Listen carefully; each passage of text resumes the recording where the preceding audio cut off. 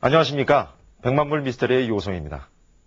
여러분은 미스터리가 뭐라고 생각하십니까? 인간의 힘으로는 도저히 설명할 수 없는 불가사의한 사건, 그것을 우리는 미스터리라고 합니다. 하지만 때로는 설명 가능한 것도 있습니다. 여기 장장 30년간 인간의 지신과 외계인의 지신가를 놓고 설전을 벌여온 기이한 사건이 있습니다. 과연 누구의 짓일까요? 여러분이 판단해 보시죠.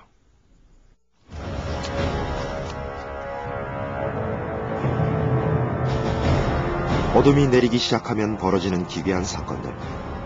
그 사건은 단 한 번도 목격되어진 적이 없습니다.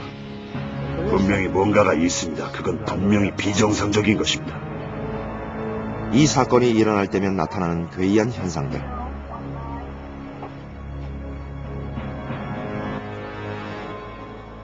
어두운 밤하늘을 가로지르는 낯선 불빛과 이상한 소리가 있고 난 다음 이런 식으로 난도질하지는 않아요. 다음날 아침 발견하게 되는 것은 잔인하고 참혹한 광경들입니다. 도대체 무슨 일들이 벌어지고 있는 것일까요? 모든 피들이 사라졌습니다. UFO가 목격되는 곳에 소절단 사건이 발생했습니다. 30년간 벌어진 수만 건의 사건을 어떻게 설명할 수 있을까요? 외계 생물체가 지상으로 내려와 저지른 짓일까요? 인간의 탈을 쓴 외계인이 있다는 식의 생각은 하지 않아요. 분명 논리적으로 설명할 수 있는 답이 있을 거예요. 오늘 우리는 이 커다란 미스터리를 쫓아가 봅니다. 소절단 사건에 대해서 혹시 들어보셨습니까? 미국에서 지난 30여 년간 발생된 사건의 숫자는 수만 건. 그러나 그중 단 한 건도 해결되지 못했습니다. 그리고 지금 이 순간에도 사건은 계속 일어나고 있는데요. 지금부터 사건 속으로 들어가 보겠습니다.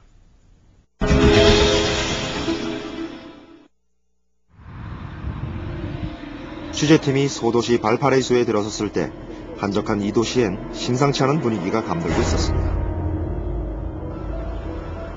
그리고 우연히 최근에 일어난 사건의 피해자를 만나게 되었습니다. 한 마리가 지난주에 당했습니다. 아마도 내가 발견하기 이틀 전에 죽은 것 같아요. 확실하진 않지만 백가죽과 생식기 등이 없어졌는데 아무래도 누군가가 떼어간 것 같습니다. 일주일 전에 죽어있는 소를 발견한 목장 주인은 사체를 치우지 않고 그 현장에 그대로 방치해 두었다고 합니다. 취재팀은 그 소가 진짜로 절단되어 죽은 것인지 확인하기 위해 목장 주인과 함께 그 장소로 가보았습니다. 그곳은 목장 입구로부터 한참을 이동해서야 도착할 수 있는 곳이었습니다. 우리는 그곳에서 소문으로만 들었던 사건의 실체를 직접 목격할 수 있었습니다.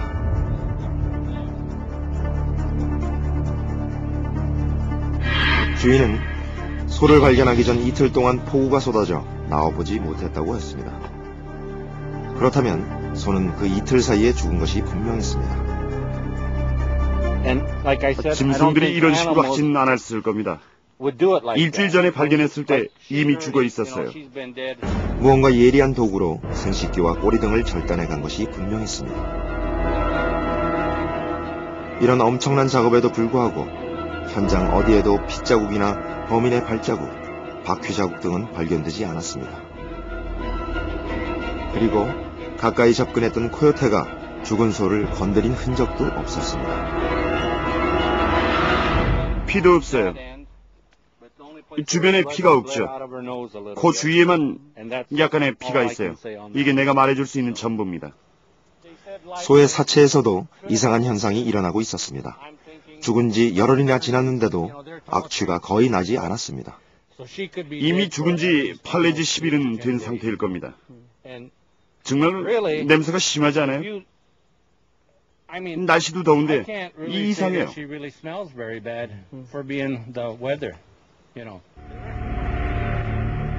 기괴하게 죽은 소를 보고 주인은 무척 당황했다고 합니다. 그리고 사건 전후로 농장의 소들이 무언가에 겁을 먹고 있다고 했습니다.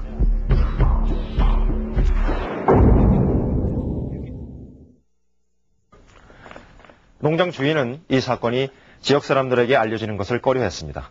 최근 비슷한 사건이 자주 일어나 지역 민심이 흉흉해졌기 때문인데요. 심지어 사람들은 소 다음으로 인간이 당할 것이라며 두려워하고 있었습니다. 저희는 보안관 사무실로 찾아가 최근에 일어난 다른 사건에 대해서 들어봤습니다.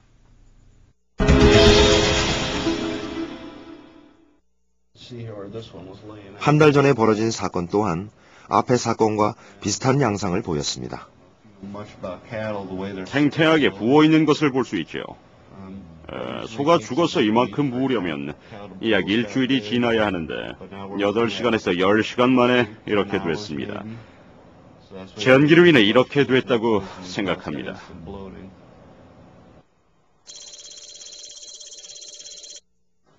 대대로 목장을 경영해온 베니스 씨는 아침 일찍 소들을 돌보기 위해 목장으로 나왔습니다. 그런데 그날따라 소들의 행동이 매우 이상했습니다. 소들은 예민해져 있었고 불안한 행동을 보였습니다. 그리고 그때 쓰러져 있는 소를 발견했습니다. 신고를 받고 출동한 보안관은 처음엔 대수롭지 않게 생각했다고 합니다. 저 아래에서 난도질이 행해졌습니다. 나무들과 헛간에 가려져 집에서는 보이지 않습니다. 저 아래에서 거세되고 항문이 제거된 송아지가 발견됐습니다. 조금 떨어진 곳에서 암소 2마리도 죽은 채 발견됐습니다. 그런데 주변엔 어떤 흔적도 남겨져 있지 않았습니다. 살이 뜯겨나간 부위를 보고 코요테가 내려왔다는 것으로 생각했습니다. 날씨가 변하면서 활동이 많아졌기 때문이죠. 그러나 죽은 소를 자세히 살펴본 그는 생각이 바뀌었습니다. 그것은 검시를 한 수의사도 마찬가지였습니다. 독성에 중독됐겠거니 하고 대수롭지 않게 생각했습니다. 소가 죽는 것이 드문 일은 아니니까요. 그런데 가서 보고는 뭔가 이상한 일이 일어났다는 것을 깨달았습니다. 혼란스러웠죠. 단서 하나 없는 사건을 계속 수사하던 중 이틀 뒤 폭설이 쏟아진 날 같은 목장에서 또다시 사건이 발생했습니다. 그런데 이번엔 극히 이례적으로 발자국과 타이어 자국 등이 발견되었습니다. 하지만 수사는 더 이상 진전이 없었고 이 사건엔 결국 현상금이 걸렸습니다. 평화롭게 보이는 이 동네에 도대체 무슨 일이 벌어지고 있는 걸까요? 앞에 3건의 사건을 보시고 어떤 생각이 드셨습니까? 도대체 누가 왜 이런 짓을 저지르는지 도무지 이해하기가 힘듭니다. 그런데 더욱 믿기 어려운 것은 이런 유형의 절단 사건이 무려 30년 동안 끊임없이 발생한다는 것입니다. 지금부터 소 절단 사건이 처음 알려지기 시작한 30년 전으로 되돌아가 보겠습니다.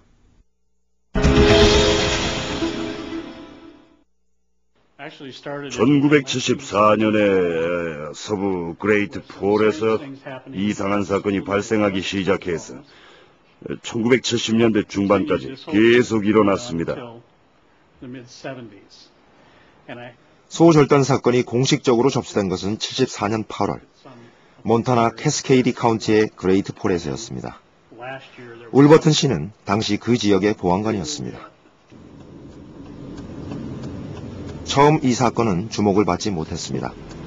그러나 1년 사이 수백 건의 사건이 연달아 일어나자 수사기관들은 긴장하지 않을 수 없었습니다. 그 당시 사건도 지금 일어난 사건과 비슷한 양상을 보였습니다.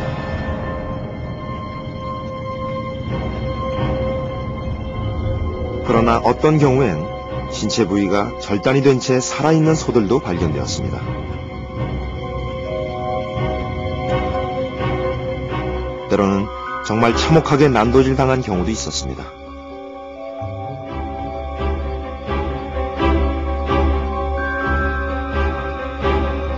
순찰을 강화했지만 그것만으로 사건을 멈추게 할 수는 없었고, 수많은 검시 보고서들 중 사건의 실마리가 되어줄 단서는 없었습니다. 그 사건과 관련해서 저는 제 보스에게 3줄 달라고 요청을 했습니다. 그리고 그는 선뜻 허락을 했죠. 전적으로 사건에 매달리고 나서야 사건의 엄청난 규모가 드러났습니다. 절단 사건은 몬타나주에서만 일어난 것이 아니었습니다. 유타, 네바다, 알라바마 등 17개 주를 넘나드는 광대한 지역에서 5년간 발생된 사건은 무려 8천여 건을 넘어서고 있었습니다.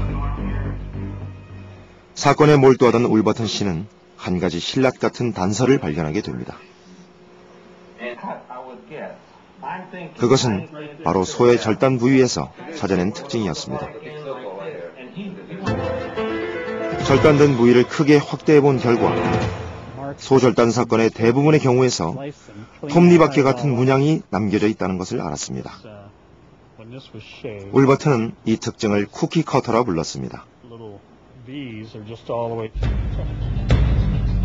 그러나 그가 찾아낸 단서는 이것뿐이었습니다.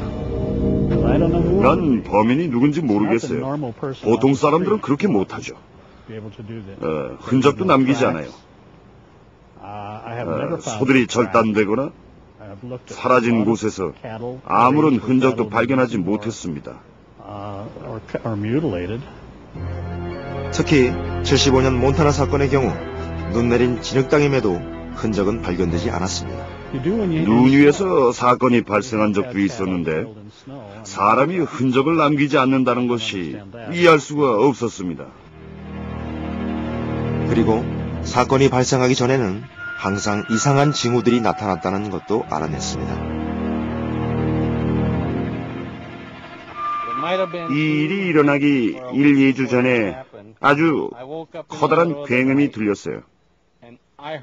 그건 거대한 발전소에서 나는 소리와 아주 비슷했죠. 큰 발전소 말이죠. 눈 폭풍우가 몰려온 듯한 커다란 굉음을 들었다고 했어요. 커다란 굉음 말이죠.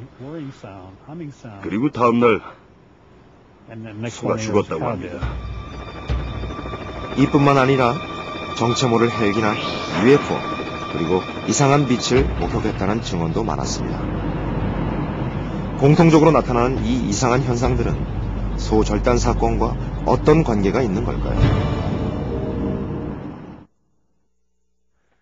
절단 사건이 일어나는 곳에서는 항상 이상한 소리와 불빛 혹은 헬기나 UFO를 봤다는 목격 사례가 있었습니다. 그리고 30년 동안 이 사건을 조사한 울버튼 씨는 사건에서 인간의 흔적을 발견할 수 없었다고 합니다. 그렇다면 UFO의 짓일까요?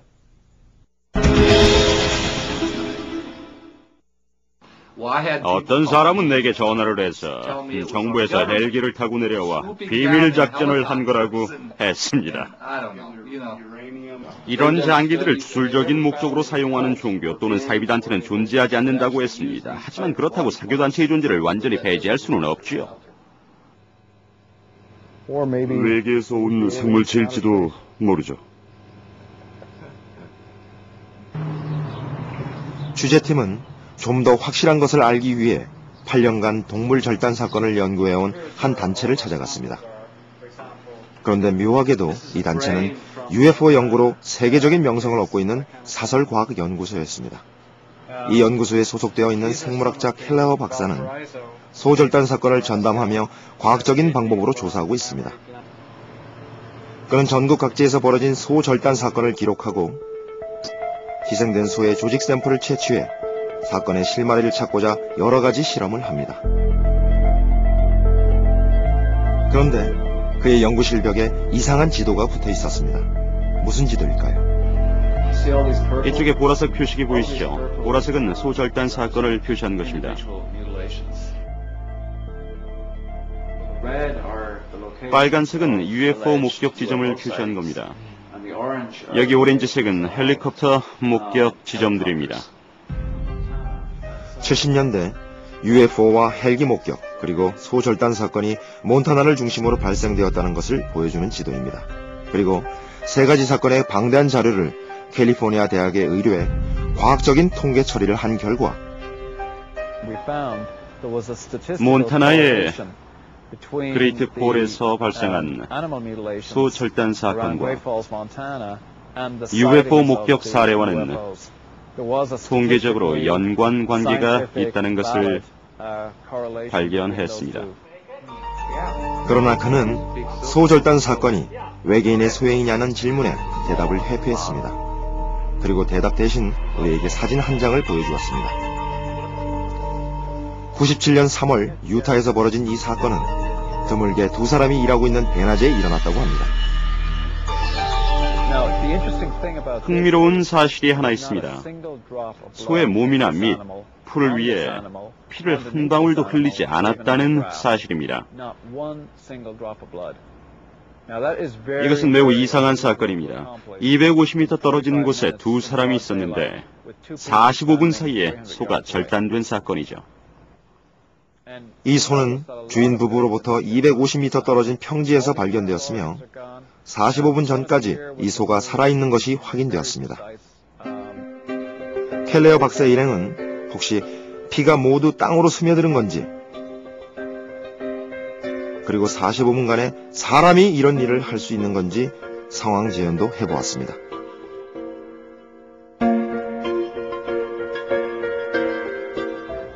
여기서 보이는 증거를 보면 소가 목장이 아닌 다른 곳에서 절단한 것처럼 보입니다. 피도 전혀 없고 소가 조심스럽게 풀 위에 놓여있기 때문이지요. 하지만 거의 불가능한 시나리오입니다.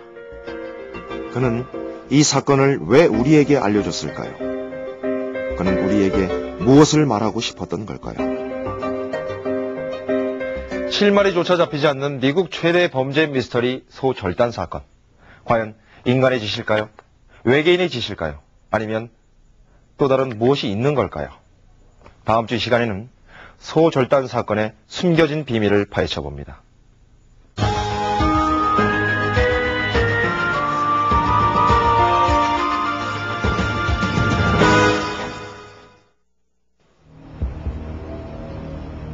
때는 1963년 미국 플로리다 마이애미의 한 병원.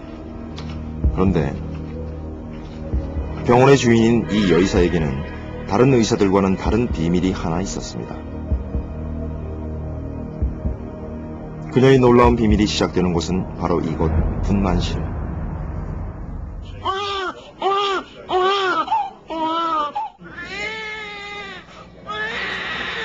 아기가 필요하세요?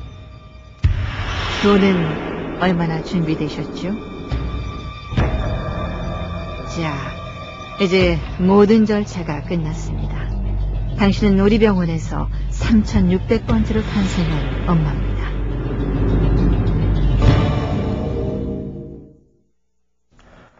한두 명도 아닌 무려 4,000명의 아기를 팔아넘긴 한 여의사 이야기. 괴기소설에나 나올 법한 이 이야기는 미국에서, 그것도 21세기에 실제로 일어났던 일이라고 합니다. 사건이 벌어진 것은 1927년부터 무려 36년간 미국 마이애미에선 도대체 무슨 일이 있었던 것일까요?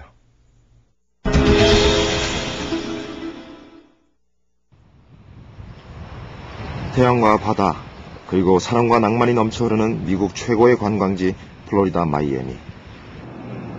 이곳 마이애미 중심가에 위치한 사우스웨스트 8번가는 여의사 캐더린 콜의 병원이 있던 곳입니다. 기록에 의하면 1970년대 초까지 캐더린 콜의 병원이 자리 잡고 있던 곳은 4725번지. 바로 이 건물인데요.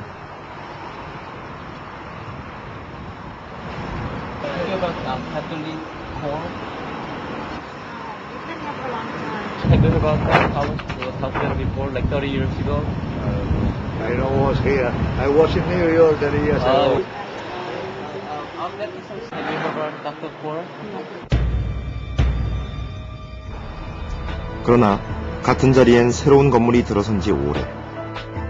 지금은 병원의 존재를 기억하는 사람조차 찾아볼 수 없었습니다. 병원도 그리고 의문에 쌓이는 여의사도 모두 사라져버린 4725번지. 지금으로부터 80여 년 전 이곳에선 도대체 무슨 일이 벌어졌던 것일까요?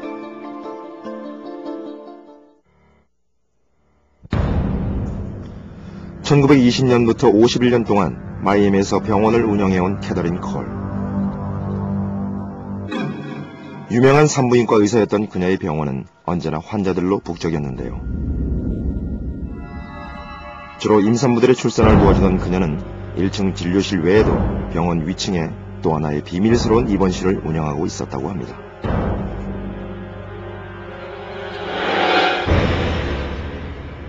특이한 점은 이곳 2층에 입원해 있는 사람들이 한결같이 나이 어린 미혼모들이었다는 것입니다. 몇 달씩 입원실에서 하숙을 한 어린 미혼모들은 아기를 낳을 때까지 이곳에 머물렀는데요.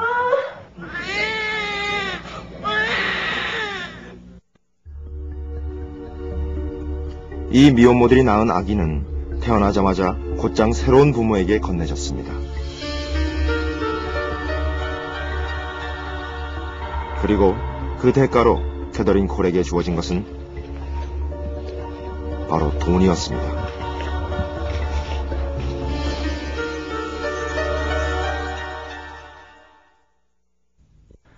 미혼모가 낳은 아기가 양부모들에게 입양된다는 것은 그리 놀랄만한 일은 아닙니다. 하지만 캐더린 콜에 의해 이루어진 입양은 그 경우가 좀 달랐습니다. 그것은 바로 그녀가 돈을 받고 아기를 팔았다는 점 때문인데요.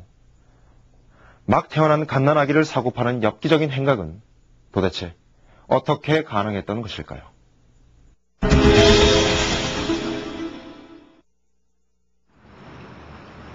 (80년) 가까이 베일 속에 가려있던 캐더린 콜의 비밀이 세상의 모습을 드러낸 것은 지난 1993년. 캐더린 콜에 의해 팔려간 아이 중 한 명인 캐롤 베이커라는 여인의 사연이 마이애미 헤럴드지에 실리면서부터였습니다. 더욱 놀라운 것은 이런 아기 암거래의 주인공이 한 명에서 끝나지 않는다는 사실이었는데요. 같은 사연을 가진 사람들이 하나둘 나타나면서 사건은 점점 확대되었고 엄청난 숫자는 사람들을 놀라게 하기에 충분했습니다. 오직 마이애미라는 출생지와 캐더린 콜이라는 서명이 담긴 출생증명서만을 가진 채 불법 입양된 사람들. 이들은 자신을 팔아넘긴 캐더린 콜의 이름을 따서 콜 베이비라 불리기 시작했습니다. Did this adoption practice for more than 30 years, and so now you have here in the States you have maybe a couple of thousand. 장장 36년에 걸쳐 계속된 엽기적인 아기 장사. 캐더린 콜에 의해 팔려나간 아기들은 무려 4천여 명에 이르는 것으로 알려졌는데요. 한두 명도 아닌 수천 명에 이르는 갓난아기가 판매될 수 있었다는 사실은 실로 충격적인 일이 아닐 수 없습니다. 그것도 단 한 명의 여의사에 의해서 말이죠. 캐더린 콜은 어떻게 그 오랜 기간 동안 이런 엄청난 범죄 행위를 지속할 수 있었던 것일까요? 그 놀라운 비밀의 열쇠는 바로 이 출생증명서에 있었습니다. Put the names of the adoptive parents as the birth parents, and with hiding the name of the birth parents. 암거래 사실이 탄로날까 두려워했던 캐더린 콜은 다양한 방법을 이용해 출생증명서를 철저하게 조작한 것으로 알려져 있습니다. 심지어 서로 다른 산모가 낳은 두 아이를 쌍둥이로 만드는 경우까지 있었다고 합니다. 그 중에서 가장 대표적인 방법은 아기를 낳은 생모 대신 처음부터 양부모의 이름을 적어 넣어 입양 사실을 감추는 것. 콜 베이비 중 한 명인 밥 라이턴의 출생증명서 역시 예외는 아니었는데요. 이렇게 그의 양부모였던 짐 라이트너와 메이 스미스의 이름이 기록되어 있습니다. 제 실제 나이에 대해서는 거의 확신합니다. 내가 태어났다고 기록된 그날에 태어난 것이 맞다고 생각을 해요. 하지만 서류의 나머지 내용은 다 가짜죠. 사실 생일도 며칠 정도 정확하지 않을지도 모릅니다. 모르죠 뭐. 캐더린 콜은 아기를 낳은 생모에 대해 어떤 기록도 남기지 않은 것은 물론 심지어 아기를 입양하는 양부모에게조차 철저하게 거짓말을 한 것으로 밝혀졌습니다.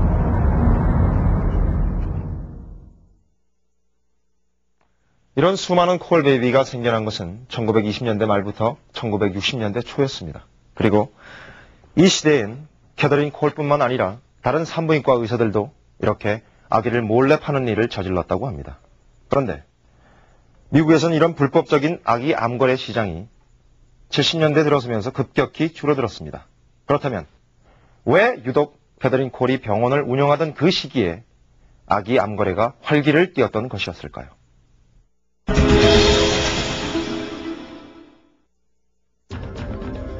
(1973년) 미국 연방 대법원은 전 세계에 충격을 던지는 중요한 판결을 내렸습니다. 로데 웨이드 판결이라 불리는 이 내용은 여성은 자유의사로 낙태를 할 헌법적 권리가 있다는 것이었는데요. 이 판결 전까지 미국에서 여성의 낙태는 범죄로 간주되었고 심지어 피임조차도 죄악시하는 분위기였다고 합니다. 이러한 사회적 분위기 속에서 원치 않는 임신을 한 경우일지라도 출산을 피하기는 힘들었고 따라서 책임질 수 없는 생명이 태어나는 일이 많을 수밖에 없었던 것입니다. 그러나 당시의 상황을 충분히 이해한다 하더라도 여전히 의문은 남습니다.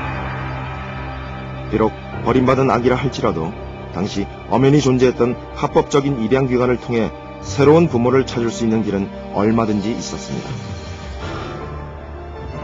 그런데 수많은 콜베이비의 양부모들은 왜 굳이 캐더린 콜을 찾아와 돈을 주고 아기를 입양해야만 했을까요? 이러한 취재팀의 의문에 대해 콜베이비인 밥 라이트너는 아주 중요한 단서를 제공했습니다. 저를 키워준 부모들은 아이를 너무나 갖고 싶어 했는데 아이를 가질 수가 없는 사람들이었어요. 그런데 나이가 많아서 일반적인 입양기관으로는 찾아갈 수도 없었죠. 당시 40대였는데 기관에서 당신들은 너무 늙어서 입양할 수 없다고 했대요. 취재팀은 직접 입양기관을 찾아 당시 미국의 입양 절차에 대해 알아보기로 했습니다. And that they are financially stable, that they're emotionally stable, and that they would be able to parent a child that was not born to them. In addition to that, we have an age requirement. 당시 입양을 원하는 사람은 엄격한 자격 심사를 통과해야만 했습니다. 까다롭기로 소문난 미국의 입양 절차는 원하는 모든 사람에게 입양을 허락하지 않았던 것입니다. 원치 않는 출산을 한 미혼모, 그리고 합법적인 기관을 통해서는 입양을 할 수 없었던 양부모, 산부인과 의사로서 양쪽의 어려움을 모두 잘 알고 있던 캐더린 콜은 이 둘을 바로 이어주는 방법으로 불법 암거래를 생각해낸 것은 아닐까요?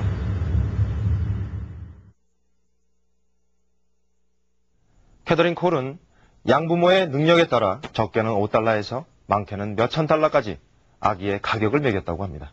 그리고 이런 불법 거래의 위험을 무릅쓴 대가로 그녀는 엄청난 돈을 벌 수 있었다고 합니다. 그런데 이렇게 탄생한 수많은 콜 베이비들은 지금 어떻게 지내고 있을까요?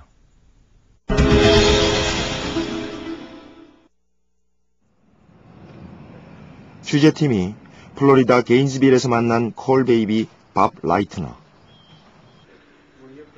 50여 년 전 버림받은 갓난아기에서 이제는 한 가정에 어엿한 가장이 되어 있는 그는 보통 사람들처럼 평범한 가정을 꾸리고 행복한 삶을 살고 있었습니다. 불과 9년 전까지만 해도 입양되었다는 사실조차 알지 못했던 그는 자신이 콜 베이비라는 것을 알고 큰 충격을 받았다고 했습니다. 캐더린 콜이 했던 행동은 법적으로 결코 옳지 않은 일이었습니다. 하지만 어떤 면에서는 고맙게 생각해야 할지도 모르죠. 그냥 낙태를 당할 수도 있었던 내게 좋은 부모를 소개해줬기 때문입니다. 최소한 캐더린 콜이라도 없었다면 아기였던 내가 어떻게 됐을지 아무도 모르잖아요. me as a baby. 모든 현실을 받아들인 그는 이제 홈페이지와 신문 광고를 통해 자신을 낳아준 생모를 찾는 일에 열중하고 있습니다. 그러나 아직까지도 실마리는 전혀 풀리지 않고 있습니다. If I saw Dr. 만약에 캐더린 콜을 만난다면 I would say, 뭐라고 할까? you know, 왜 제대로 된 기록을 남기지 않았냐고 따지고 싶어요. 캐더린 콜이 기록을 남겨두었다면 thanks for 전 진작에 친엄마를 만날 수 있었을 테니까요. 밥에게 실마리를 줄 수 있는 유일한 사람은 바로 그를 팔아넘긴 여의사 캐더린 콜뿐입니다. 주재팀은 모든 비밀의 열쇠를 쥐고 있던 캐더린 콜을 찾아 나섰습니다. 그녀는 지금 어디서 무엇을 하고 있을까요? 그러나 수소문 끝에 찾을 수 있었던 것은 그녀가 묻혀있다는 공동묘지뿐. 캐더린 콜은 이미 지난 81년 사망했다는 사실만을 확인할 수 있었습니다. 공동묘지 기록 속엔 오직 캐더린 콜이라는 이름만이 그녀의 죽음을 확실하게 할 뿐, 그녀의 가족은 물론 그녀에 대한 어떤 기록도 남아있지 않았습니다. 기록을 확인한 취재팀은 그녀의 무덤이나마 찾아보고 싶었습니다. 그러나 분명히 그녀의 묘비가 있어야 할 자리엔 웬일인지 아무것도 없이 횡하니 빈 땅만이 기다리고 있었습니다. 묘지 관리인과 함께 다시 한번 확인해본 결과 캐더린 콜의 무덤이 있는 곳은 틀림없이 바로 이 자리가 분명했습니다. 그러나 결코 어떤 흔적도 남기지 않겠다는 듯 그녀는 묘비조차 없는 무덤 속으로 사라져버린 것입니다. 과거를 잃어버린 수많은 콜 베이비완을 남겨둔 채 아무런 흔적도 없이 사라져버린 캐더린 콜. 그녀는 혹시 무덤조차 감추고 싶을 만큼 자신의 행동을 후회하고 있었던 것은 아닐까요?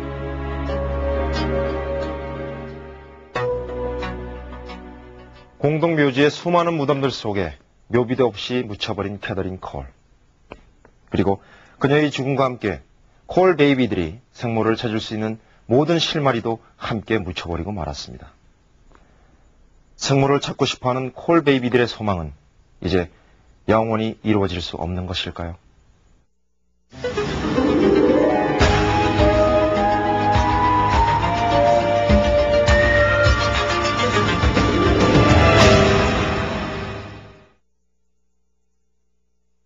여러분은 신의 존재를 믿으십니까? 수많은 기적을 행하며 인류를 구하러 왔다는 예수. 그런데 약 2000년 전 존재했던 예수의 형상을 직접 눈으로 확인할 수 있는 놀라운 증거물이 있습니다. 십자가에 못 박힌 예수가 무덤에 묻힐 때 그의 몸을 덮었다는 토리노의 수위인데요. 과연 이것은 진짜 예수의 흔적일까요?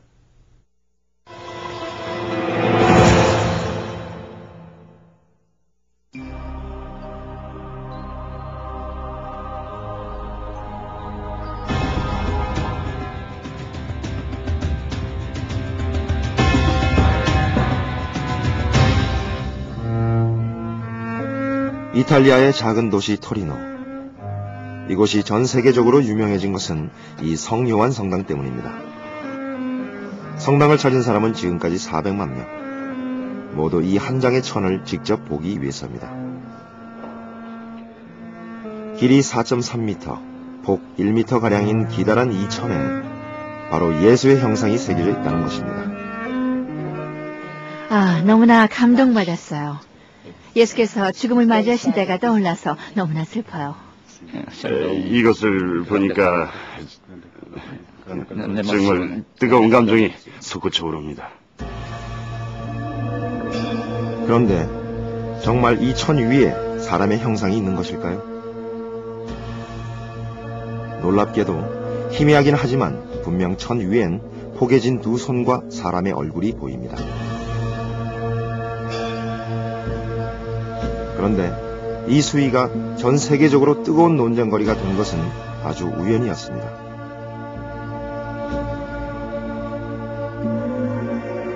지금으로부터 100여 년 전인 1898년, 성스러운 수위의 촬영 허락을 최초로 받아낸 세콘도 피아는 전을 본 순간 실망하지 않을 수 없었습니다. 그의 기대와는 달리 선에 남아있는 형상은 너무나 희미했기 때문입니다. 그러나 처량한 천을 현상하던 세콘드 피아는 깜짝 놀라고 말았습니다. 눈으로 보았을 때와는 달리 필름 원판 속엔 예수를 닮은 이목구비가 선명한 한 남자가 있었기 때문입니다. 그리고 이것은 십자가에 못 박혀 죽은 예수의 마지막 모습과 놀랍도록 흡사하다고 합니다.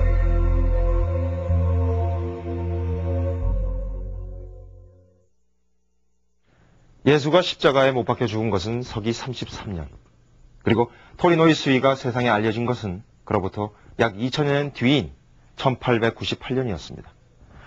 그 긴 시간 동안 배로 만든 천은 어떻게 썩지 않고 보존되어 온 것일까요?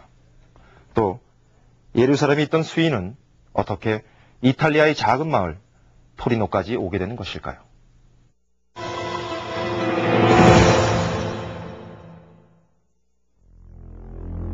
지금으로부터 1900여 년 전 십자가를 지고 로마 군인에게 심한 고문을 당한 예수는 손과 발에 못이 박힌 채 결국 십자가에 매달려 죽음에 이르게 됩니다. 예수가 죽자 그의 제자들은 시체를 고운 천에 싸서 무덤에 모셨습니다. 성경에 의하면 예수의 시체는 장사한 지 3일 만에 감쪽같이 사라지고 시신에게 입혔던 고운 천 세마포만이 무덤 속에 남아있었다고 합니다. 그런데 그 후 1300여 년이 지난 14세기 중엽, 사라졌던 수위가 프랑스 시골 마을 작은 성당에서 불쑥 모습을 드러냅니다. 프랑스에서 수위를 공개한 사람은 제프리 드 샤니 기사. 그런데 제프리는 이 수위를 사보이 공작에게 팔아넘겼습니다. 그 후 사보이 공작 집안의 소유가 된 수위는 그 집안이 이탈리아로 이주함에 따라 지금까지 이탈리아 토리노 성당에 보존되게 된 것입니다. 그런데 2000년에 가까운 이 긴 시간 동안 수위는 어떻게 보존될 수 있었던 것일까요? 만약 옷감이 습기가 전혀 없는 곳에서 잘 보관된다면 1000년 정도의 시간은 문제가 되지 않습니다.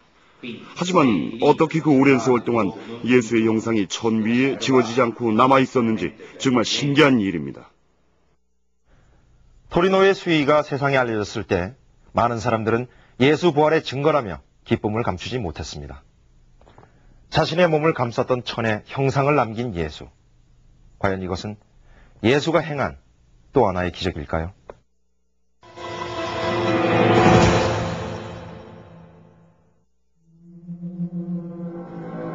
토리노의 수위엔 십자가에 못 박혀 죽은 예수의 것으로 보이는 많은 흔적이 있다고 합니다. 가장 확실한 것은 천 곳곳에 남겨진 핏자국. 못이 박힌 손과 발 주변엔 더욱 선명한 핏자국이 남아 있습니다. 이것은 인공적인 염료나 착색제가 아닌 진짜 인간의 핏자국으로 수위의 실 한 올 한 올마다 깊숙이 배어 있습니다. 1978년에 이 피가 진짜 인간의 피인지에 대한 검사가 이루어졌습니다. 그리고 1981년엔 혈액형 검사가 이루어졌는데 예수의 혈액형이 AB형이라는 것까지 알게 됐습니다. 이 수위가 다른 사람이 아닌 예수의 것이라는 주장은 뚜렷한 가시면류관의 흔적에서 찾을 수 있습니다.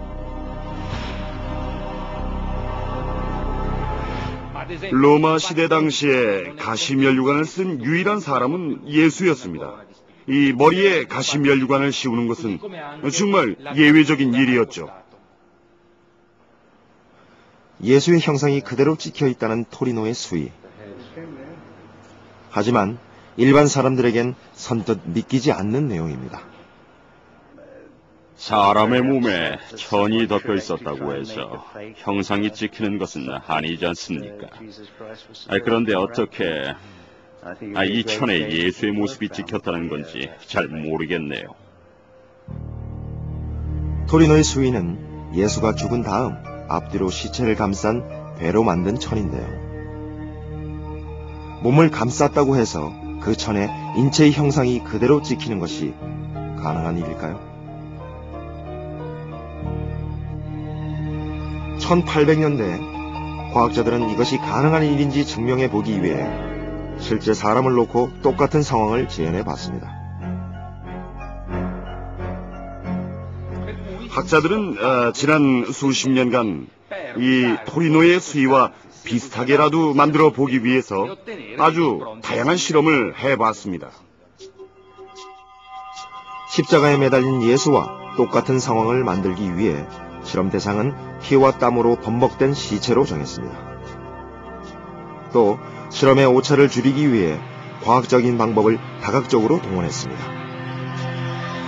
하지만 그 어떤 경우라도 토리노의 수위처럼 사람의 형상이 찍히는 경우는 없었습니다.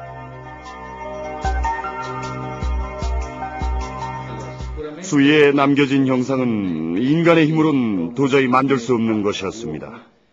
결국 수위에 나타난 형상은 하나님의 아들 예수가 아니면 할 수 없는 것이라고 생각할 수밖에 없었습니다. 예수의 기적이 아니라면 사람의 형상이 천 위에 1000년이 넘는 시간 동안 보존될 수 없다는 것이 성당 측의 주장입니다. 하지만 이 토리노의 수위는 누군가에 의해 정교하게 만들어진 조작품이라는 주장도 끊임없이 제기되고 있습니다. 그런데 이 수위가 조작품이 아니라는 것을 과학적인 방법으로 연구한 교수가 있습니다.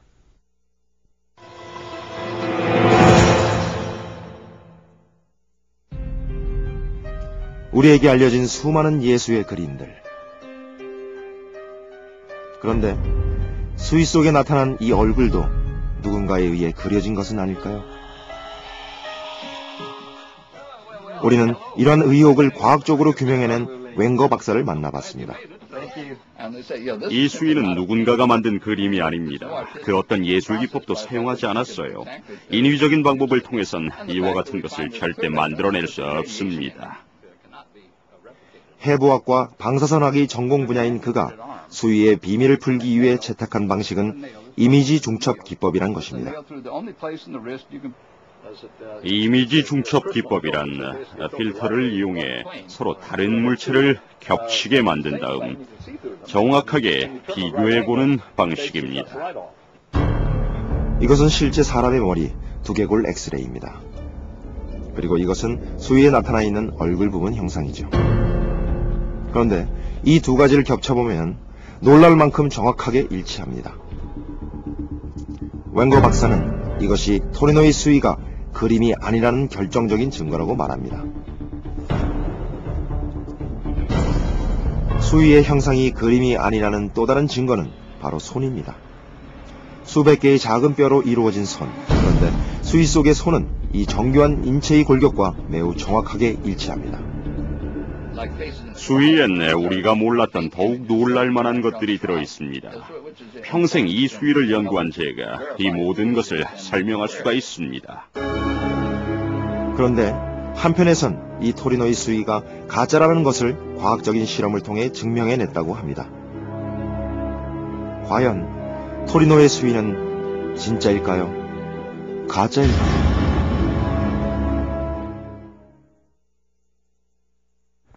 100여 년 동안 뜨거운 논쟁을 불러일으킨 토리노의 수위. 그런데 최근엔 첨단의 과학적인 방법을 근거로 또다시 진짜 가짜의 논쟁이 뜨겁습니다. 과연 이런 과학적인 방법으로 토리노의 수위가 예수의 흔적이라는 것을 밝혀낼 수 있을까요? 다음 이 시간 토리노 수위의 진실에 한 발 더 다가가 보겠습니다.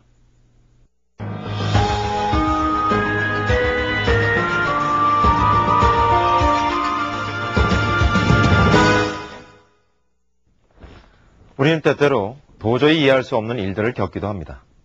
여러분들은 어떠십니까? 자신이 혹은 주위에서 이런 알 수 없는 일들을 겪으셨다면 아래의 번호로 제보해 주시기 바랍니다. 사건 해결에 저희 100만불 미스터리가 함께 동참하겠습니다.